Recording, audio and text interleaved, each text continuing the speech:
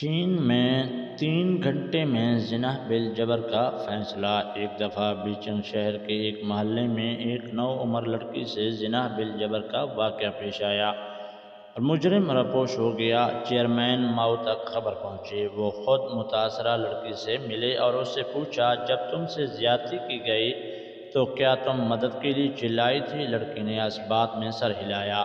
Chairman ماؤ نے اس کے سر پر شفقت کا ہاتھ رکھا اور نرمی سے کہا، میری بچی، کیا تم اسی قوت کے ساتھ دوبارہ چلا سکتی ہو؟ لڑکی نے ہاں کہا۔ ماؤ کے حکم پر انقلابی گارڈ کے کچھ اہلکار نصف کلومیٹر کے دائرے میں کھڑے کر دیے گئے۔ اس کے بعد لڑکی سے کہا گیا کہ پوری قوت کے ساتھ چیخو۔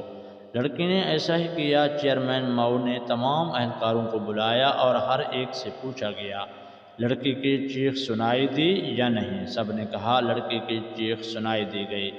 چیئرمین ماؤ نے اگلا حکم صادر کیا کہ نصف مربع کلومیٹر کے اس علاقے کے تمام مردوں کو گرفتار کر لیا جائے اور 30 منٹ کے اندر اگر مجرم کی درست نشاندہی نہ ہو سکے تو تمام گرفتار مردوں کو گولی سے اڑا دیا جائے۔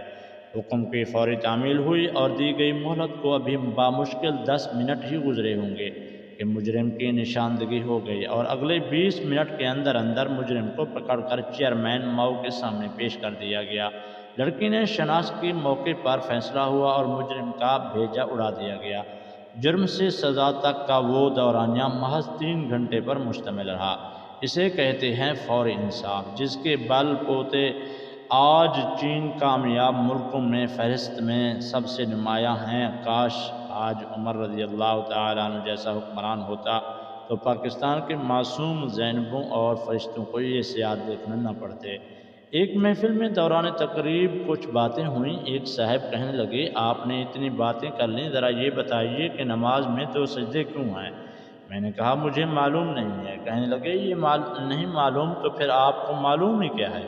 اتنی دیر سے آپ کی باتیں سن کر محسوس ہو رہا تھا کہ آپ علمی آدمی ہیں، لیکن آپ تو صفر نکلے۔ میں نے کہا، جناب میں صفر نکلا نہیں، میں صفر ہوں۔ میں نے کبھی دعویٰ نہیں کیا کہ مجھے بہت کچھ آتا ہے۔ کہنے لگے، اب سنیے کہ نماز میں 2 سجدے کیوں ہیں۔ ایک سجدہ اس لیے کہ جب اللہ تعالیٰ نے تمام فرشتوں کو حکم دیا تھا حضرت آدم کو سجدہ کریں تو تمام فرشتے سجدے میں چلے گئے تھے۔ جب فرشتے سجدے سے اٹھے اور دیکھا کہ سجدہ نہ کرنے پر شیطان کو تا قیامت وعید ہوئی تو انہوں نے ایک اور سجدہ شکرانہ ادا کیا کہ ہم حکم عدلوی والوں میں نہ تھے۔ میں نے کہا، بہت شکریہ جناب، آپ نے میری معلومات میں اضافہ کیا۔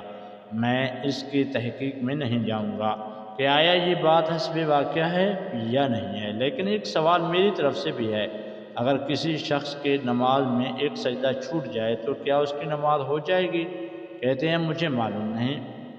میں نے پوچھا، جناب کیا ہمیں پہلے وہ معلومات حاصل نہ کرنی چاہیے جن سے زندگی میں اکثر و بیشتر پالا پڑتا ہو، پڑھنے کی امید ہو؟ اس پر وہ بحث کرنے لگے۔ بہرحال ان صاحبوں نے تو وہ بات نہ مانی، لیکن میں یہ سمجھ چکا تھا کہ لوگوں کے دماغ میں علمیت کا معیار کیا ہے۔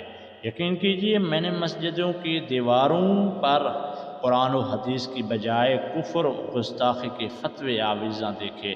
میں نے کارپینٹر مستری کے درمیانی علم غیب کے مسئلے پر بحث ہوتے دیکھی۔ میں نے اپنی آنکھوں سے ایسے لوگوں کو مسلکی ویڈیو شیئر کرتے دیکھا جن کو غسل کے فرائض تک نہیں معلوم۔ حدیث میں آتا ہے، اختلاف العلماء رحمت، علماء کا اختلاف رحمت ہے۔ مجھے لگتا ہے یہ حدیث مجھے اپنے اندر چھپے ایک اور معنی بتا رہی ہے، وہ ہے اختلاف الجہلاء زحمت، جہلوں کا اختلاف زحمت ہے، کیونکہ علم والے جب اختلاف کرتے ہیں تو غور و فکر کے دروازے کھلتے ہیں اور دلائل کے اموار لگتے ہیں، جبکہ جہل جب اختلاف کرتے ہیں تو بحث و تکرار کے دروازے کھل جاتے ہیں، گالیوں کے ڈھیر لگ جاتے ہیں، فرقہ بندی ہے کہیں اور کہیں ذاتیں ہیں۔ کیا زمانے میں پنے کی یہی باتیں ہیں؟